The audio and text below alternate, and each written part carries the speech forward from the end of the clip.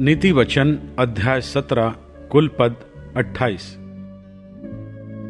चैन के साथ सूखा टुकड़ा उस घर की अपेक्षा उत्तम है जो मेलबली पशुओं से भरा हो, परंतु उसमें झगड़े रगड़े हों। बुद्धि से चलने वाला दास अपने स्वामी के उस पुत्र पर जो लज्जा का कारण होता है प्रभुता करेगा, और उस पुत्र के भाइयों के बीच भागी होगा। चांदी के लिए कुठाली और सोने के लिए भट्टी होती है, परंतु मनों को यहोवा जांचता है। कुकर्मी अनर्थ बात को ध्यान देकर सुनता है, और झूठा मनुष्य दुष्टता की बात की ओर कान लगाता है। जो निर्धन को ठट्टों में उड़ाता है वह उसके कर्ता की निंदा करता है, और जो किसी की विपत्ति पर हंसता है वह निर्दोष नहीं ठहरेगा।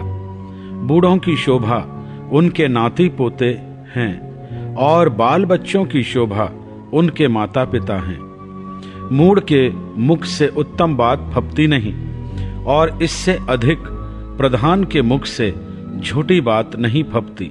देने वाले के हाथ में घूस मोह लेने वाले मणि का काम देता है। ऐसा पुरुष जिधर फिरता उधर ही उसका काम सफल होता है। जो दूसरे के अपराध को ढांप देता वह प्रेम का खोजी ठहरता है, परंतु जो बात की चर्चा बार बार करता है वह परम मित्रों में भी फूट करा देता है। एक घुड़की समझने वाले के मन में जितनी गड़ जाती है उतना 100 बार मार खाना मूर्ख के मन में नहीं गड़ता। बुरा मनुष्य दंगे ही का यत्न करता है, इसलिए उसके पास क्रूर दूत भेजा जाएगा। बच्चा छीनी हुई रिचनी से मिलना तो भला है, परंतु मूर्खता में डूबे हुए मूर्ख से मिलना भला नहीं। जो कोई भलाई के बदले में बुराई करे उसके घर से बुराई दूर ना होगी। झगड़े का आरंभ बांध के छेद के समान है। झगड़ा बढ़ने से पहले उसको छोड़ देना उचित है। जो दोषी को निर्दोष और जो निर्दोष को दोषी ठहराता है उन दोनों से यहोवा घृणा करता है।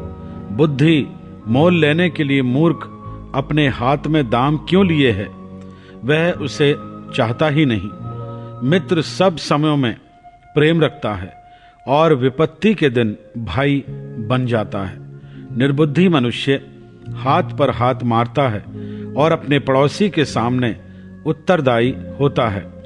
जो झगड़े रगड़े से प्रीति रखता वह अपराध करने से भी प्रीति रखता है, और जो अपने फाटक को बड़ा करता वह अपने विनाश के लिए यत्न करता है। जो मन का टेढ़ा है उसका कल्याण नहीं होता, और उलट फेर की बात करने वाला विपत्ति में पड़ता है।